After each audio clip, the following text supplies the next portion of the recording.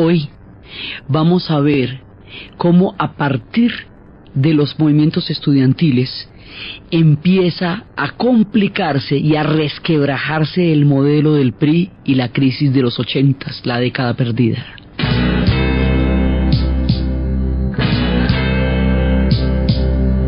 Un día hubo una fiesta aquí en la prisión, la orquesta de los presos empezó a tocar, tocaron rock and roll y todo se animó, mi cuate se paró y empezó a cantar el rock, todo el mundo a bailar.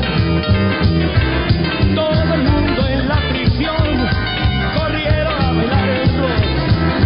El 47 dijo al 23, óyeme mi cuate, vamos a bailar. Párate volando a rock and rollear, que el rock de la cárcel va a comenzar el rock. Todo el mundo a bailar. A la cárcel fueron a dar todos los estudiantes del 68, la gente de Tlatelolco que estábamos viendo la vez pasada. La vez pasada estábamos viendo cómo un movimiento estudiantil que empezó en el mismo contexto de los movimientos estudiantiles del mundo entero va a recibir en México la represión más brutal que se pueda uno imaginar y la más desproporcionada con respecto a la capacidad y al alcance del movimiento. Esto fue, digamos, una barbaridad, porque rodearlos con nidos de ametralladoras y empezar a disparar sobre una multitud en una plaza llena donde había muchachitos de bachillerato, donde había muchachos desarmados, donde había familias, porque era un complejo residencial, el complejo de Tlatelolco, va a ser un crimen histórico de unas proporciones incalculables que a la postre le va a costar la credibilidad y la legitimidad al PRI, no de manera inmediata, pero esto va a ser un punto de quiebre. La gran escritora e intelectual, uno de los personajes más protagónicos del mundo de las letras mexicanos, Elena Poniatowska, escribió un libro que se llama La noche de Tlatelolco. Ese libro son testimonios, voces, es prácticamente un libro en el cual se están gritando, es un libro gritado, están las fotos que se tomaron durante toda la época de las manifestaciones, toda la época de la plaza, las campanas, la llenada del Zócalo, los letreros en las aulas, todo lo que va pasando hasta lo que queda en la plaza, cuando ya todo el mundo ha sido recogido, la cantidad de estudiantes en prisión. Por eso empezábamos con el rock de la prisión, que era, con lo jocoso que suena la canción, a esta gente le tocó una represión durísima, los van a encarcelar por mucho tiempo. El libro también muestra las fotos de la morgue, los muchachos, los adolescentes, los padres llevando las flores a los caídos, muestra a la gente en las cárceles, toda la tragedia que se desató. Ahora, este movimiento, el mundo supo lo que pasó relativamente porque la escritora Oriana Fallaci en ese momento era corresponsal del Observatorio de Italia y por eso logró salvarse. Ella estaba allá, porque esto es antecitos de las Olimpiadas, ¿se acuerdan? Ella estaba allá y de milagro se salvó de la plaza de la muerte, porque ella había ido a conocer la Plaza de las Tres Culturas y de puro milagro se salvó. Entonces ella dio la voz internacional. Las voces que se unieron a la protesta fueron las de José Emilio Pacheco, las de Elena Poniatowska, las de Octavio Paz, que renunció a la embajada, Carlos Fuentes, que se opusieron y que, digamos, elevaron sus voces de protesta por el horror que había pasado. Estos movimientos estudiantiles de México eran muy incipientes en términos de alcance político, eran grandes en términos de gente. Era mucha gente, pero esto todavía no tenía la capacidad, por ejemplo, la capacidad de los estudiantes de París, que en el Mayo francés fueron capaces de hacer una huelga que articulara al movimiento obrero y que parara a Francia durante un mes con la consigna de la imaginación al poder. Tampoco tenían el alcance, por ejemplo, de los estudiantes de las universidades norteamericanas que en Estados Unidos, que lograron articular a partir de una serie de debates que se hacían en las universidades por las noches, lo que sería el movimiento para parar la guerra del Vietnam, el movimiento antiguerra. que a la postre sería uno de los factores fundamentales e incidentes en el retiro de tropas y en el fin de la guerra del Vietnam, porque llegó a tener una capacidad de generar y de movilizar opinión enorme. Entonces ellos no tenían, los mexicanos no tenían toda esta capacidad para articular semejante cantidad de movimientos y de cosas. No, ellos apenas estaban, era el primer movimiento, pero era el primer pataleo, hombre, era la primera vez que alguien criticaba al PRI, la primera vez que se ponen medianamente bravos, Ole, pero fueron tratados como una conspiración. Fueron tratados como si fuera un complot orquestado internacionalmente que fuera a boicotear las Olimpiadas. Bueno, se les vino encima el mundo, el PRI los trató como si fuera una gran conspiración. Esto no era nada de eso. Ya les digo, ni siquiera tenía el alcance que tenían los movimientos en Estados Unidos y Francia. Era un movimiento que estaba empezando y era la primera voz de disidencia del PRI desde que se creó, desde que se estabilizó, desde que logró un consenso como nación. Era la primera vez, y ya habían pasado más de 50 años, pues digamos que alguien pudiera decir, oiga, ¿para dónde va el PRI? Fue la primera vez y se les vinieron con todo, porque los trataron más allá de la proporción que el movimiento en realidad tenía. Digamos, no se pillaron qué era lo que estaban pidiendo, cuál era el alcance, qué era lo que pasaba si eran peladitos de bachillerato, hombre. Y les echaron semejante cantidad de ejército y bala que hasta se mataron los soldados entre sí. Ahí se quebró la fe de esta generación en el sistema, en el PRI. Entonces, inmediatamente no se va a notar, porque después van a ocurrir cosas rutilantes como las mismas Olimpiadas y como el Mundial del 70, que ya veremos, y a la voz de semejantes glorias deportivas y con todo el brillo que eso va a dar, pues no se va a notar lo profundo que fue esta grieta, esta herida que se va a formar acá. Pero esto a la postre es lo que le va a quitar la credibilidad de esa generación al PRI, porque la respuesta no pudo haber sido más irracional. Y el hecho de que tanta gente haya estar en la cárcel, el hecho de que no haya ninguna investigación que haya llegado a resultar en ningún tipo de sanciones, no hay gente que haya sido apresada por esto, cada vez que abren la investigación la tapan, la prensa fue censurada con respecto a lo que había pasado, todo eso, digamos, la manera como ellos intentaron tapar contra viento y marea lo que pasó en Tlatelolco, podría haber pasado desapercibida para el mundo de repente, pero no lo pasó para los mexicanos. A ellos esto sí les pasó, y ellos lo tuvieron perfectamente claro, y esta nueva generación encontró que en el modelo de la estructura del PRI, para ellos no había salida, no había comprensión, no había entendimiento, no había posibilidades. Ellos sintieron que el PRI no los comprendía.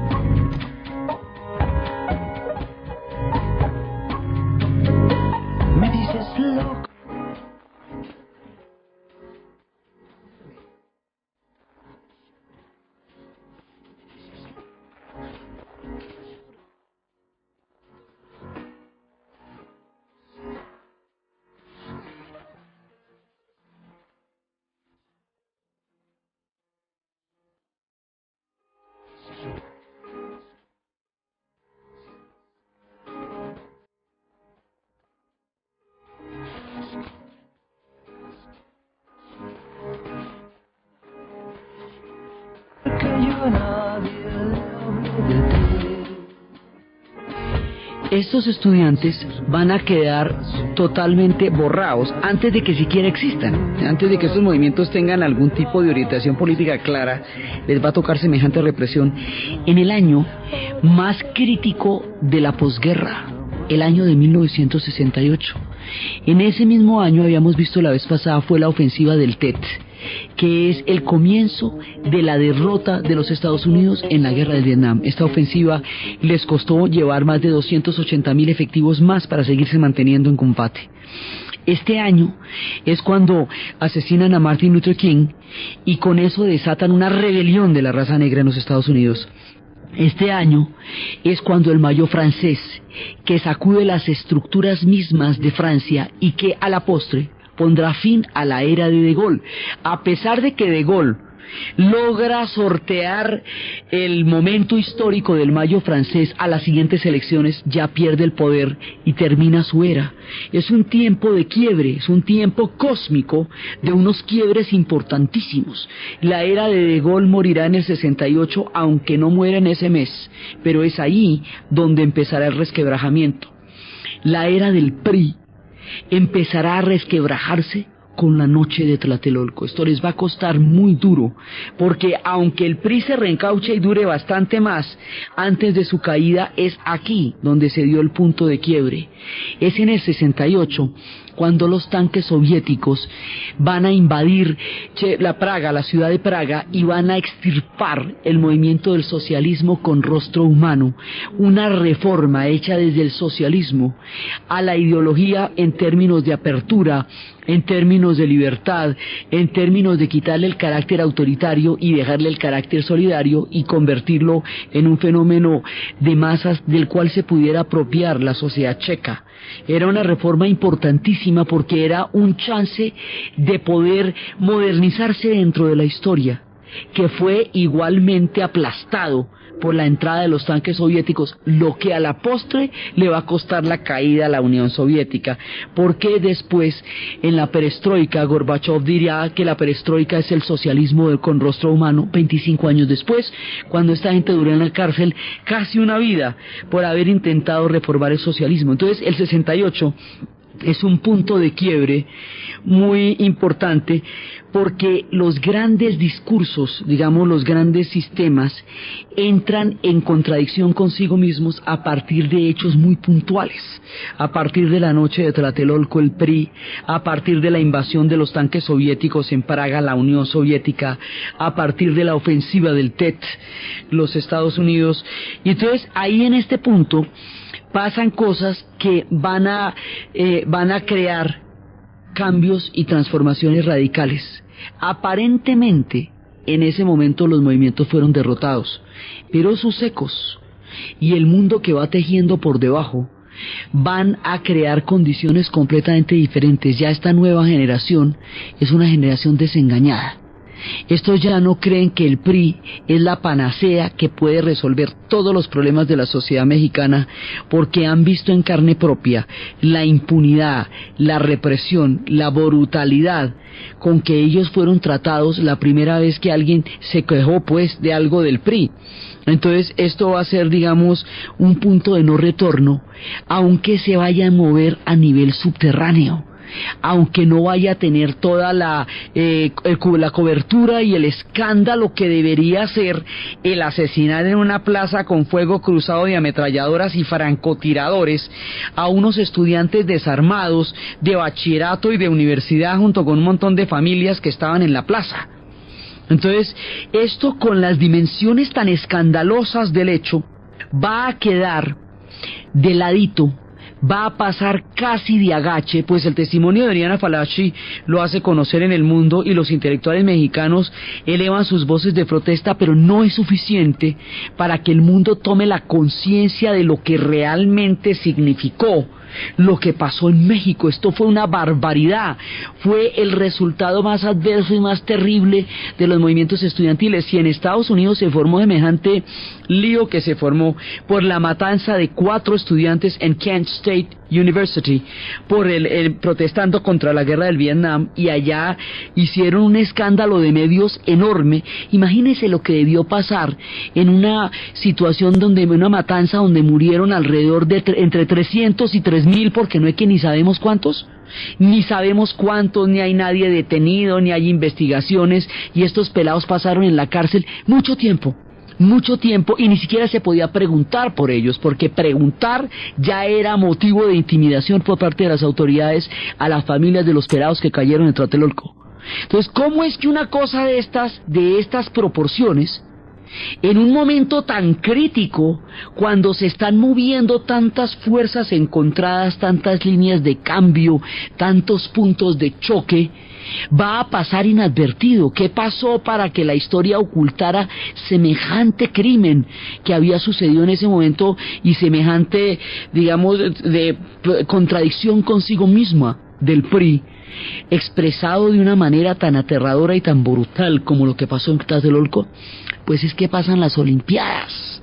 Dos sucesos inmediatamente después van a desviar la atención y le van a quitar el tono que esto debería haber tenido en su momento y que debería haber tenido en la historia. Y es que, por un lado, las Olimpiadas, los olímpicos, México se luce, quedan titinísimos, tremendas Olimpiadas, y ahí es cuando la imagen de los atletas estadounidenses haciendo el símbolo del poder negro, el Black Power, alzando el puño en alto sobre el podio cuando ganan la medalla de oro, de plata y de bronce, va a recorrer el mundo entero como una afirmación que estaba haciendo en ese momento la raza negra en los Estados Unidos, hablando de cómo ellos van a tener el control sobre su propio sentido de autovalía, como lo que habíamos contado, que si usted lleva la esclavitud por dentro no hay ley que lo libere, y esto en el deporte va a tener una importancia fundamental. Por eso Cassius Clay se rebautizará Muhammad Ali por la llegada del Islam negro, que es otra de las formas de autovalía, porque es en ese momento cuando se está descolonizando el África magrebí, el África islámica. Y entonces ellos toman esas banderas también para sí. Cassius Clay o Muhammad Ali va a ser uno de los símbolos más importantes del poder negro, porque él, a partir de sus excelentes triunfos, de su grande calidad como boxeador, va a llevar el orgullo de la raza negra a todo el que lo ve. Él siempre dice que él es hermoso, que él es bello, que él es maravilloso, no por megalómano, sino para que los de su raza sientan un orgullo profundo cuando lo ven ganando los pesos pesados, y cuando él no va a Vietnam, lo van a meter en la cárcel por negarse a pelear en Vietnam. Entonces toda la politización de las Olimpiadas y los resultados de las Olimpiadas van a continuar, y el hecho de que las Olimpiadas se hayan hecho sin contratiempos. Acuérdense que la matanza de Tlatelolco se hizo para evitar cualquier contratiempo en las Olimpiadas, desde la paranoia del conflicto internacional, en un momento álgido, cuando las cosas estaban, digamos, en un punto sumamente candente, pero del cual los estudiantes no tenían ninguna responsabilidad en términos de estar involucrados en ningún complot. Entonces las Olimpiadas las sacan adelante. Sacan adelante las Olimpiadas. Estos son momentos de mucha radicalidad, porque son los momentos cuando habíamos hablado que en los colegios de Los Ángeles, en los Estados Unidos, los chicanos empiezan los movimientos para tener los derechos a una educación universitaria, a una preparación académica que les permita una condición de pie de igualdad dentro de la sociedad norteamericana. Digamos, son momentos cuestionadores. Son momentos donde la gente está realmente mirando otra perspectiva del mundo. En ese tiempo pasan las Olimpiadas y no hay problema. Y luego va a pasar algo que casi que sepulta prácticamente lo que pasó en Tlatelolco, porque va a llamar tanto la atención, va a ser tan importante, va a ser un ícono, un referente, un paradigma, un punto de mirada con respecto a la cual comparar si es bueno o no un evento. El Mundial de Fútbol de 1970. En el Mundial de Fútbol del 70 va a suceder la mejor selección de la historia. Es cuando Brasil va a ganar la Jules Rimet, tercer campeonato, la tercera Copa Mundo. Es cuando Pelé, Jairzinho, Tostao, Leao, Rivelino, así con todos los juguetes están en ese momento. Es cuando el Bambino de Oro por Italia en la final. Es la época de Beckenbauer, es la época, digamos, donde las estrellas que harían del deporte algo grande se enfrentaron en ese año, en ese mundial. ¿Cómo verá que los mundiales se comparan si fueron buenos o no fueron buenos en la medida en que se parezcan o se distancien de México 70? En la medida en que un mundial se le parezca en calidad futbolística, entonces dicen que es un buenísimo mundial. Y en la medida en que un mundial no tenga nada que ver con el espectáculo futbolístico que se dio en ese año, entonces dicen que eso ya nada sirve en el fútbol. Esto es el ícono, es a partir de ahí el antes y después. En la historia de los mundiales es el Mundial de México 70.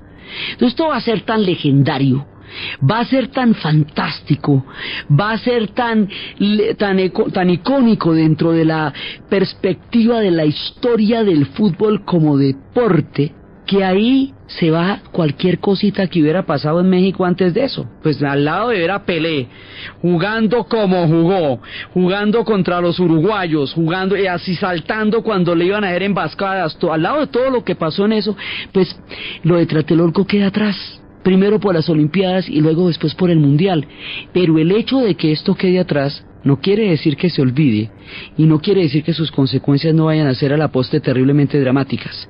Quiere decir que el mundo está maravillado de ver un espectáculo futbolístico nunca antes visto y probablemente después, porque como lo que pasó en México 70, difícilmente se va a ver en una cancha en la historia.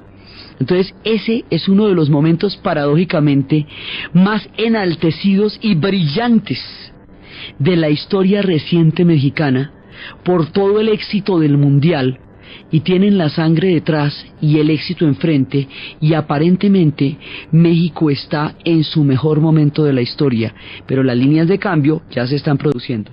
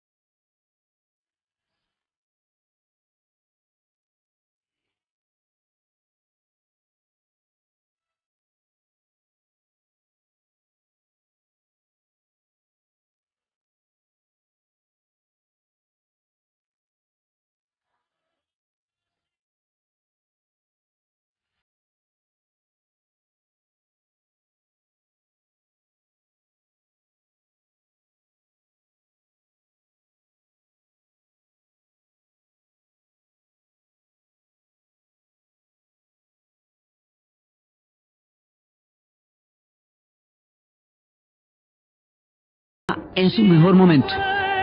Les han salido como un lulo los diferentes eventos que hicieron, ni más ni menos que unas Olimpiadas y un Mundial en 2 años de diferencia. Eso es una cosa impresionante, porque cada uno de estos eventos es un esfuerzo impresionante para un pueblo, y lo hicieron 2. Pero aquí también empiezan a darse los cambios. Es el momento en que por esta época va a morir Lázaro Cárdenas, y cuando muere Lázaro Cárdenas y Siqueiros, una época va muriendo con ellos, esa primera época heroica del PRI. Entonces, cuando pasa todo esto, México había logrado mantener una distancia por el modelo que había creado Lázaro Cárdenas, por el modelo del Pemex y por toda la autonomía y sustitución de importaciones y todo eso. México había logrado un distanciamiento o una neutralidad, digamos, una posición independiente con respecto a los Estados Unidos frente a la geopolítica internacional. Entonces México en la Guerra Fría mantiene una posición totalmente independiente, porque ni acepta el bloqueo a Cuba. México sí va a continuar las relaciones con Cuba a pesar de todo el bloqueo continental que se va a establecer inmediatamente después del triunfo de la revolución. Ni pertenece tampoco a los no lineados, no, ahí está. México es México y punto. O sea, México está en la suya, se ha ganado las condiciones históricas para poder plantear desde su propia posición cómo es que se va a manejar en la geopolítica y en el mundo exterior, y para poder tener ese tipo de distancias con los Estados Unidos. Entonces ellos van ahí a lo bien. sin problema.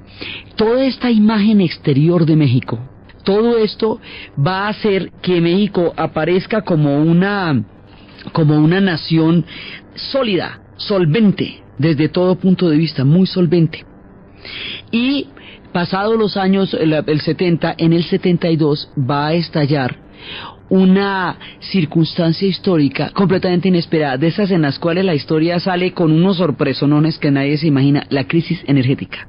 La Organización de Países Exportadores de Petróleo, la OPEP, creada en 1960, es hasta el 72 y 73 que empieza a tener la fuerza para ejercer una presión gigantesca sobre el volumen de producción de petróleo, y va a decretar un embargo petrolero que va a llevar al precio en el mercado de 50 centavos de dólar barril a 30 dólares barril en una semana. Esto va a desbarajustar una economía que había tenido ciclos de expansión muy grandes. Entonces, porque hasta ese momento la economía norteamericana había generado un ciclo de expansión gigantesco, y esos ciclos de expansión tan grandes habían generado una mano de empleo y una mano de trabajadores cruzando la frontera, pero en miles, porque hay un imán de toda la producción, de toda la industria y del crecimiento económico de los Estados Unidos, que va a hacer que muchísima gente cruce la frontera en esos años, porque hay una demanda grande. Cuando la crisis energética viene, entonces ahí empiezan a producirse una serie de problemas. Por un lado, Estados Unidos pasa del superávit a la recesión por el impacto que va a significar en la economía la crisis energética. Por el otro lado, al subir tanto el precio del petróleo, como México no es un país exportador, sino que México es un país que utiliza todo el petróleo para consumo interno. Ese es el modelo de Lázaro Cárdenas, para que el petróleo sea para los mexicanos. Entonces el precio, más que beneficiarle, le complica la vida también, en la medida en que los subsidios de la gasolina, el precio de la gasolina no lo hacen los mexicanos, es internacional. Si ellos lo subsidian, cada vez que un subsidio de esos se hace más costoso frente al peso del mercado, es más costoso para el Estado mexicano. La crisis energética va a producir que las utilidades de todo eso no solamente le lleguen a los árabes y a los países de la OPEP, sino que le van a llegar también a las multinacionales, a las grandes, a las grandes petroleras, a las compañías petroleras, pero también a la banca. Y la banca va a empezar, la banca internacional, la banca privada, va a empezar a tener mucho dinero y va a empezar a prestarlo, a prestar ese dinero. Antes los créditos internacionales eran solamente con destinaciones específicas, a usted le prestan para algo. Ahora van a prestar indiscriminadamente a todos los países para lo que los países quieran. Y de esta manera le van a prestar un billete impresionante a México. Pero ¿cómo no? Si es que es una economía fuertísima, si acaba de hacer un mundial y unas olimpiadas que le quedaron como un lulo, si es que está divinísimo, pero ¿cómo no? Y entonces se vuelve un clientazo, ¿sí? Y le prestan un billete impresionante a México, a Brasil y a Argentina, porque son unas economías de Padre y Señor nuestro, que a nadie se le ocurra que vayan a carecer de solidez o que vayan a tener problemas para pagar esa deuda. Entonces les entra un billete total, y México ahí sí queda dichoso. Imagínate, con ese montón de plata, todos titinos y todo eso, empiezan las bonanzas del tiempo del préstamo.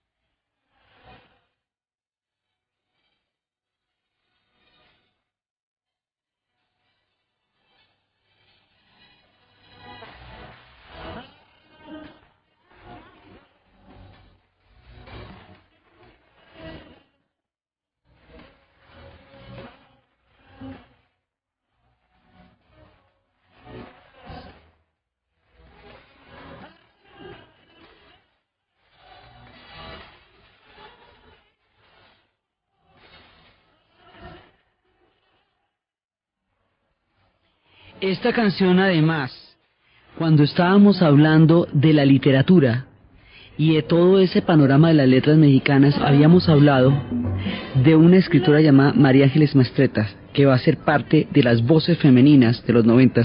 Ella tomará el nombre de su novela de esta canción, Arráncame la vida.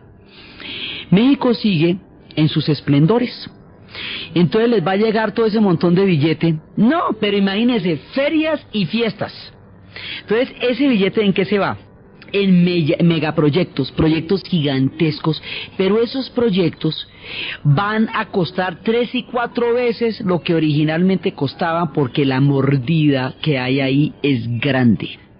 Entonces, esto se va a ir entre la corrupción, entre los megaproyectos casi que imposibles, alucinantes, que van a ser, entre la parranda, mejor dicho, las 3 grandes economías que recibieron esa cantidad de dinero. 2 eran dictaduras, como en ese momento eran Brasil y Argentina. Y entonces no había quien controlara los recursos, ni la utilización del gasto, ni nada. Y la otra era un partido único que para efectos prácticos pues casi que lo mismo, porque ahí al alcalde quien lo ronda. Entonces, ¿quién le va a decir al PRI, oiga, mire, esa plata cómo se la gastó, en qué se la gastó, de qué manera, preste a ver, hagamos cuentas? Ahí no hay nada, ni auditoría, ni quien diga cómo. Entonces, cuando un billete de esos no se gasta juiciosamente, y digamos juiciosamente es como el Plan Marshall, que el Plan Marshall, a los europeos les dieron un billete para reconstrucción y los europeos se pusieron a reconstruir real y verdaderamente a Europa con patas y manos durante 15 años sin levantar la cabeza del piso, hasta que lograron reconstruir ese continente devastado por la Segunda Guerra Mundial, de manera tal que toda la sociedad quedara integrada en el modelo de reconstrucción y pudieran despegar y llegar a tener un florecimiento económico como el que tendrían después. Este no fue el caso de la condición en América Latina, porque en América Latina, primero, eso no logró integrar las sociedades dentro de un modelo económico, porque no le llegó a todo el mundo. Este billete no le llegó a todos los mexicanos, ni logró beneficiar los sectores que estaban más atrasados, ni no, este billete se fue en ferias y fiestas. Y claro que hubo megaproyectos, pero es que los megaproyectos también estaban sobredimensionados en cuanto a los costos. Esto aquí se formó una alegoría con esa plata que le digo. Y a la hora de llegar el señor Barriga a cobrar la renta como en el Chavo del Ocho, ¿dónde que pueden pagar? Ellos no se imaginaron que no iban a poder pagar. Ellos no se imaginaron que a la hora del té no iban a tener con qué. Entonces, imagínense, no tienen cómo pagar esa deuda porque no pudieron generar las condiciones para poder hacer los pagos como tocaba, cuando tocaba, porque eso hicieron el parrandón. Y lo mismo pasó en Brasil y lo mismo pasó en Argentina. Entonces, cuando Brasil, Argentina y México dicen no podemos pagar la deuda, la banca privada se ve en aprietos, porque esto sí ya es mucho billete. Estas 3 economías juntas representan una importancia tal para la banca internacional que la pueden quebrar. Entonces ahí ya no podemos jugar con eso, no se puede pasar por alto, porque no hay cómo. En ese momento no hay cómo.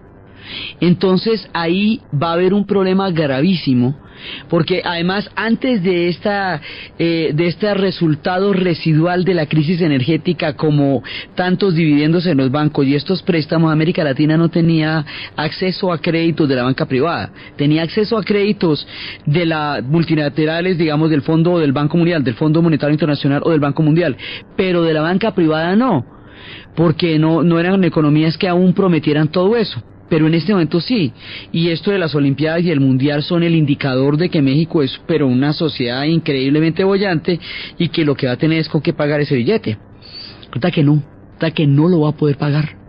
Y al no pagarlo, pues va a tocar hacerle concesiones, moratorias, va a tocar hacerle arreglos.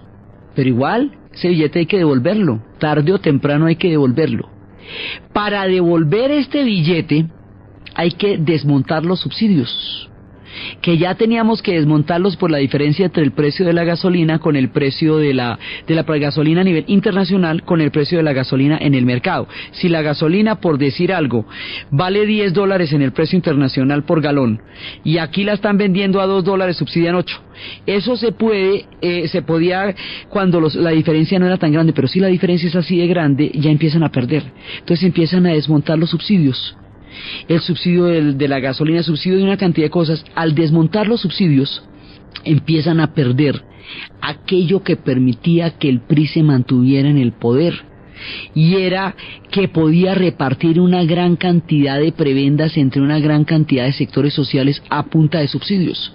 Era una economía que tenía unos niveles de colchones económicos que permitía que muchos sectores tuvieran buenas condiciones porque había unos subsidios grandes a partir del petróleo y del consumo interno. Pero si hay una deuda de estas, usted tiene que pagarla. Para pagarla tiene que ajustarse el cinturón.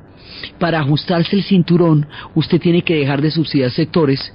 Luego mucha gente empieza a verse excluida de una sociedad que antes la tenía integrada. Y ahí empiezan a pelarse los cobres de la sociedad del modelo mexicano, porque el modelo mexicano funciona en la medida en que usted tiene marrana para repartir. Pero si empieza a haber escasez de lechón, entonces ahí sí, ¿cómo vamos a hacer? Entonces ahí empieza, digamos, la primera parte de lo que va a ser el punto de quiebre que eventualmente va a acabar con el PRI, porque el PRI funciona en la medida en que tenga billete con que subsidiar los sectores. Si no, la crisis social se le va volviendo cada vez más brava y cada vez más inmanejable.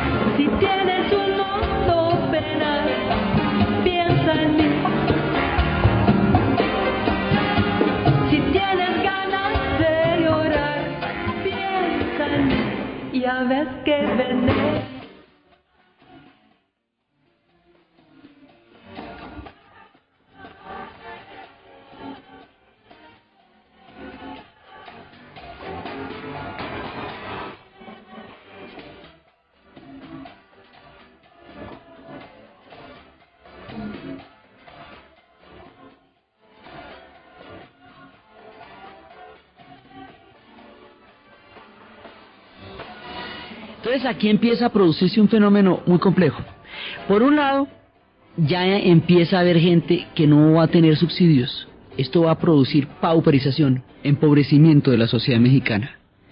Y en la frontera de Estados Unidos, primero hubo un imán económico muy grande, y ahora pues va a haber una crisis económica muy grande.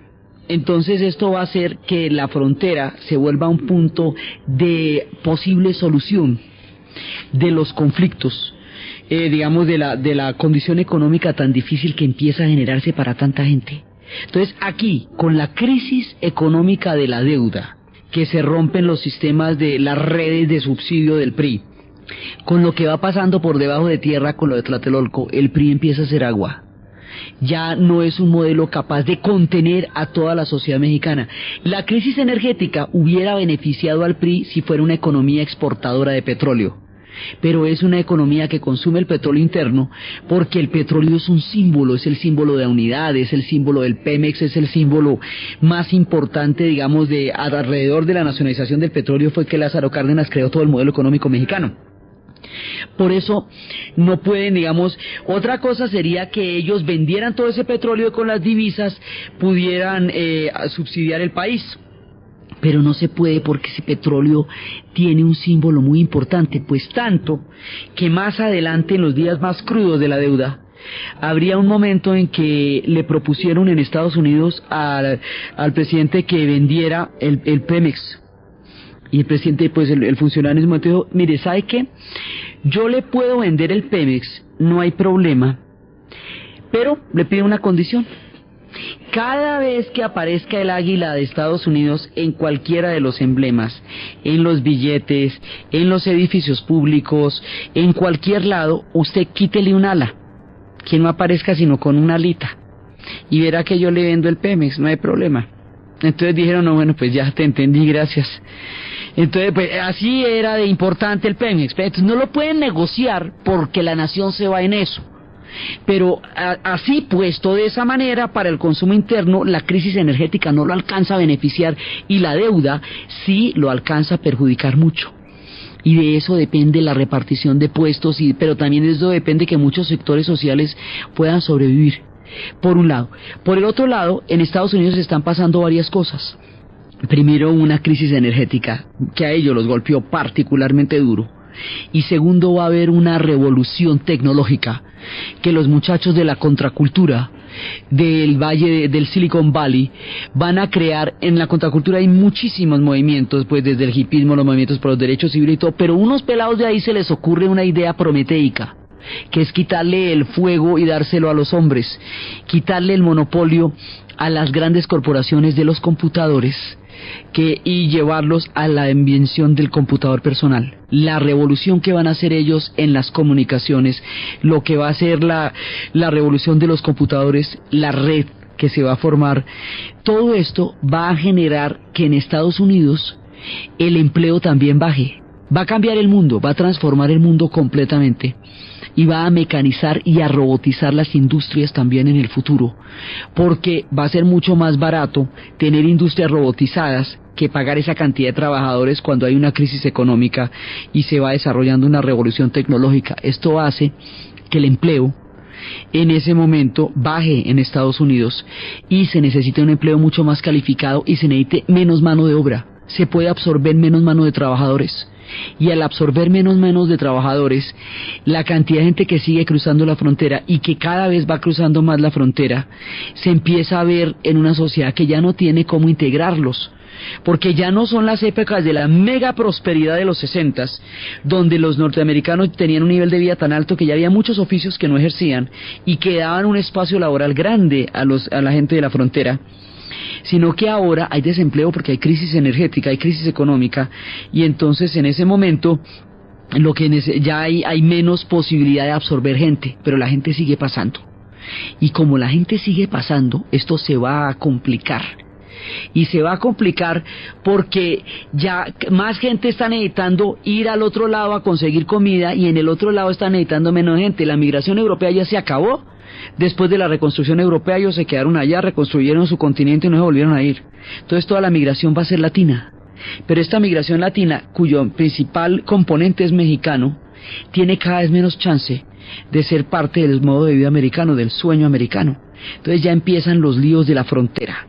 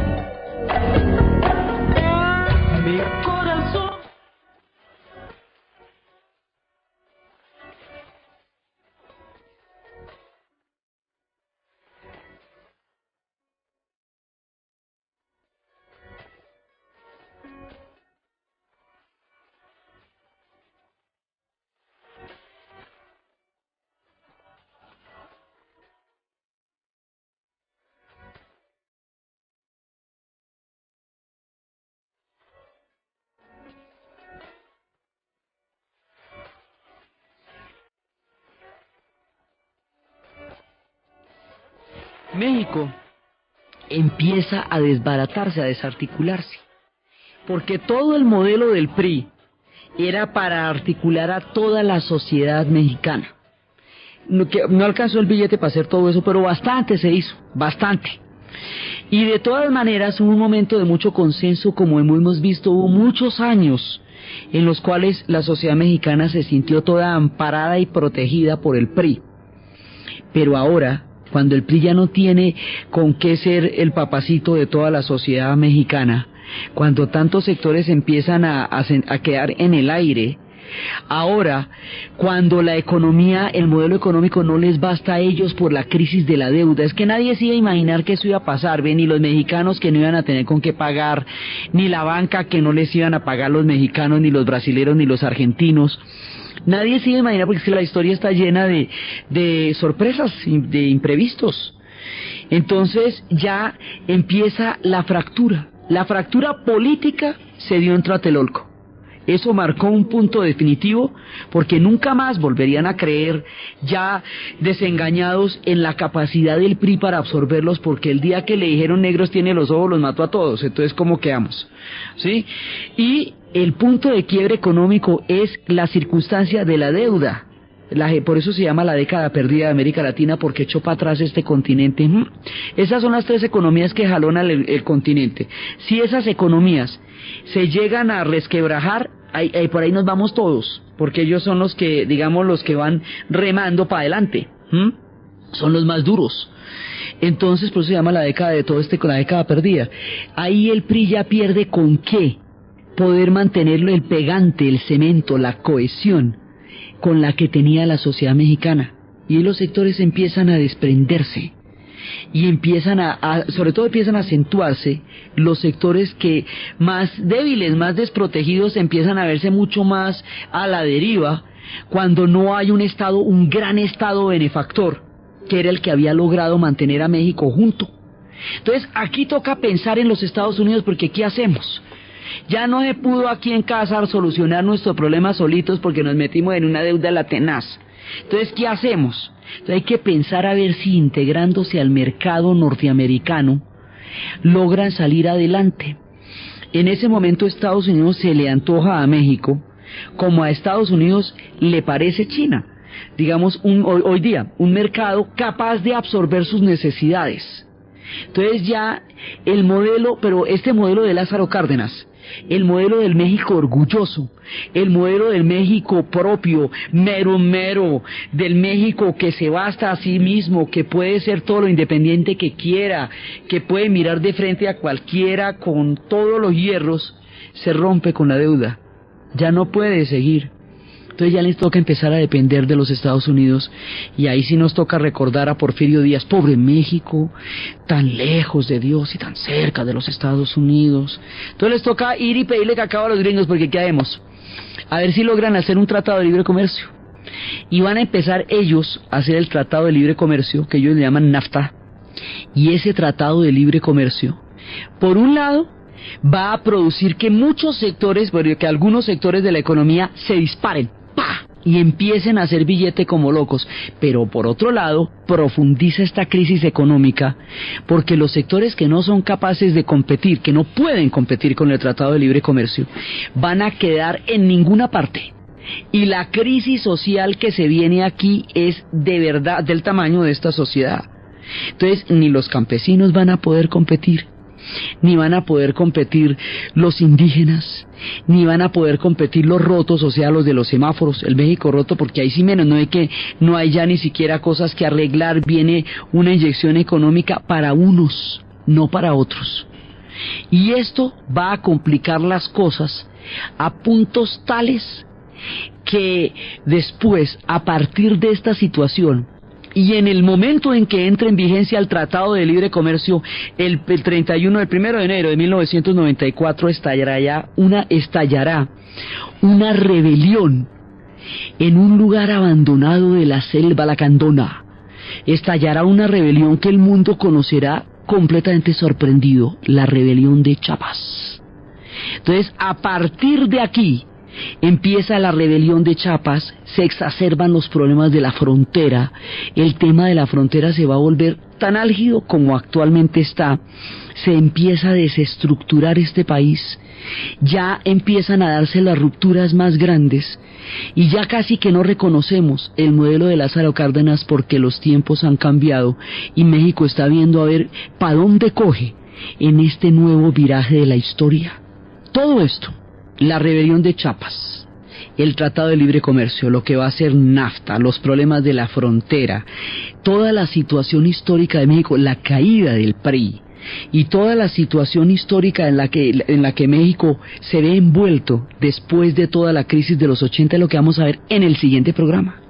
Entonces, desde la noche de Tlatelolco y la ruptura que eso significó con la fe en el sistema, desde el complejísimo año cósmico de 1968, desde una juventud que llega a un no lugar, porque no había un lugar para ellos cuando llegaron a la sociedad mexicana, desde el esplendor del Mundial de Fútbol de 1970 y el ballet futbolístico de Pelé y sus grandes estrellas para la gloria del deporte en el mundo, desde las Olimpiadas y el poder negro, desde la deuda y todo el desencanto, desde todas estas convulsiones que están sacudiendo la tumultuosa historia de México en los albores del final del siglo. En la narración, Diana Uribe. En la producción, Jessy Rodríguez. Y para ustedes, feliz domingo.